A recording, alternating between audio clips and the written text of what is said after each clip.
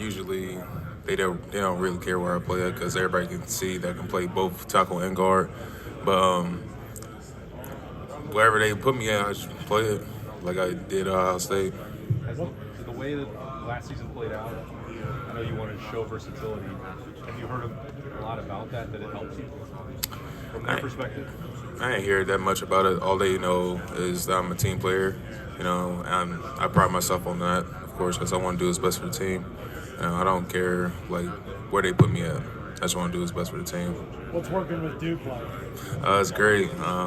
He's a character, and he helps me out so much with getting my feet under me for his technique-wise, and make sure I work on the things that I'm struggling with, of course. But also at the same time, I appreciate him for everything.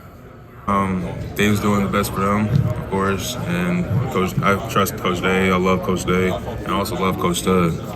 Coach Stud has been recruiting me ever since he was at Maryland, and when he got to Ohio State, he was still recruiting me because he loved me so much that he wants the best for me. He didn't care. Like, if football was the move for me, he would push me to do football. But if it wasn't a move, he would still care about my personal life and how I'm going to get a job after this and how to treat women with respect, of course. And that I always appreciate him for, and pushing me to actually become the man that I am today.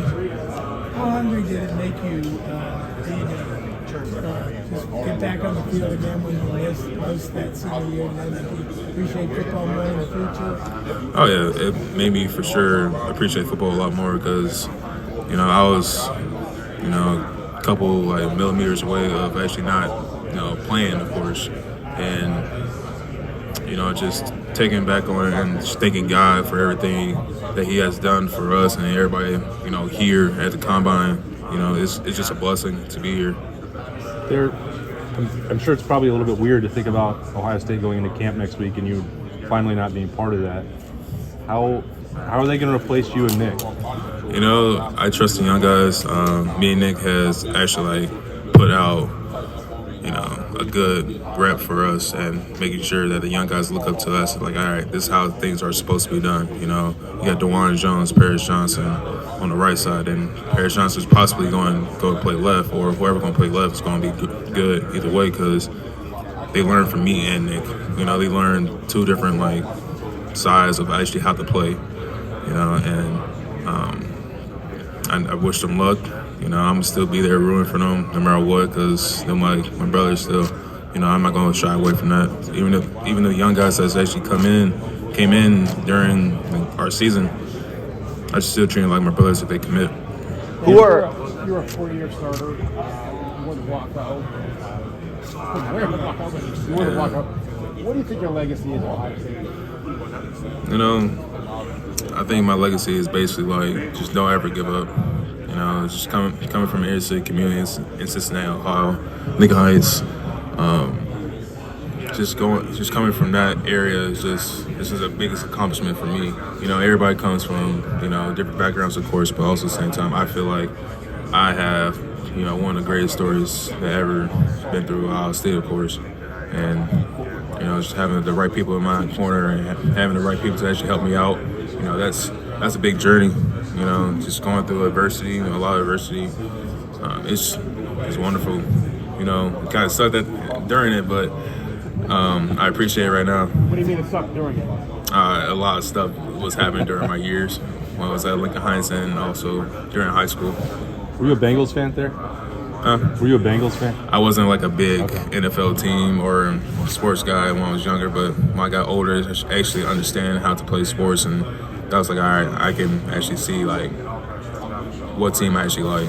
But right now, I do not discriminate at all. Would you like to stay in state? You're from Ohio, you're a Buckeye like I am. Would you like to stay in state when you're drafted? Is that something you prefer, or do you want to spread your wings? Would you like to kind of explore the country? Whatever team that picks me up. That's all I got to say about that. It's just either team that picks me up, I'm honored, but now I got to show who I really am.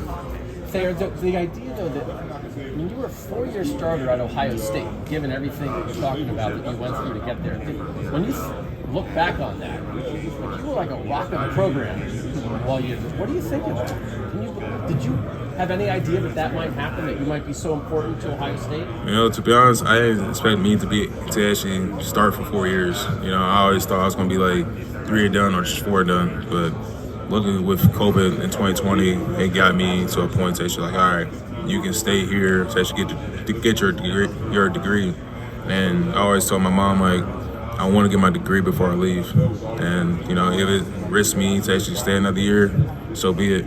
I'm going to get my degree no matter what. Do you think you can be that kind of guy for an NFL team? Like, hey, just 100% yes. throw me in there and I'll be there for a long time doing my job. 100% yes.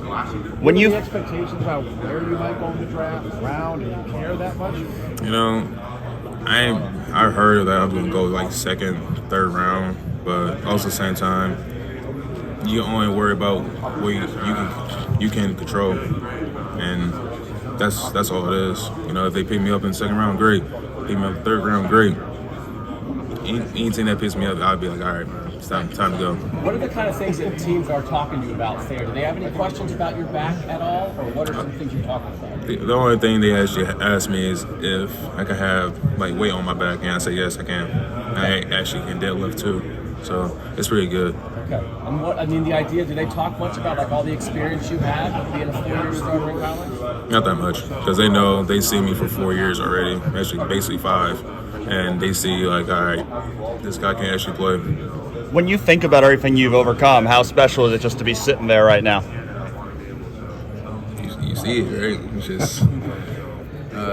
just a blessing, It's just I'm still in awe about it though. Even though the medical stuff didn't really help me out yesterday, but it was all good though. How was that?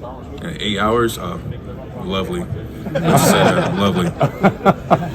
Who are a couple of offensive linemen who haven't played much yet at Ohio State that Buckeye fans should be watching for this year? Really, Matt Jones. Paris Johnson. He played his freshman year. He started last year, of course. And he's going to make tremendous strides, of course. Another person that's going to be very interesting to see when he gets on the field is Josh Fryer.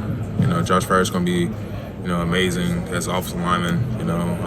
I can go from like each position. To be honest, it's just a lot of people, like a lot of players that was young last year. They actually understand how to actually like play, especially the bigger games, of course. What about Donovan? Donovan, oh yes, 100%. Thayer, we'll ask Nick about you. What's your scouting report on Nicholas Petit-Frere? My little scouting report on Nicholas Petit-Frere is that he's a hard worker. He is basically a team player. We both team players, of course, but he doesn't really care like where he's at as long as he can win championships. Is it cool to be here with him and kind of go through this process with him? Oh yeah, 100%. I just saw Haskell, and I saw Garrett, Chris. I pray to God. I'm praying for them for today, of course, because they run their 4s and doing all their stuff today, of course. But I'm just praying for everybody that's going through this little process, of course, that we got, and see what we got during our pro day on March 23rd. You came back to win a national championship and get your degree. You didn't win a national championship, lost a national. Mm-hmm. Do you have any regrets at all about coming back? None at all. You have any big goals for tomorrow?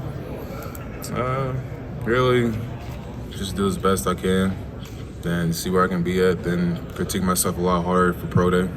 Do you plan to do all the drills and everything here, Thayer? I plan on doing like every on-field drill, but I'm not benching. Not benching. Mm-hmm. What's pro day? Yes, sir. What's maybe been the most eye-opening part of this process so far? Just getting to know the guys, especially I got to know Andrew Stubbe from Michigan, and I never thought that I would actually be cool with like people that's my rival, but after Ohio State, after Michigan, of course, we already like say like, all right, like it's cool and all, but also at the same time we going for our same goal. We striving for the same goal that we got. Was he talking trash to you? Nah, we don't talk. We don't really talk about that for real. When the week comes, we might start talking about it. Other than that, nah. How did you decide where you wanted to work out? to prepare for this, and what you really wanted to work on? Basically, I've just been seeing videos of Duke Manyweather, of course, just how he was working and how technique sound he was, and I appreciate him for everything that he's done. And he taught me a lot to actually become a man, how mentally strong that I can be. Duke does a great job with kind of the techniques and all that. Did you feel like you were preparing for the combine or preparing for the NFL? I was definitely prepared for both, but mostly like for whoever team that picks me up.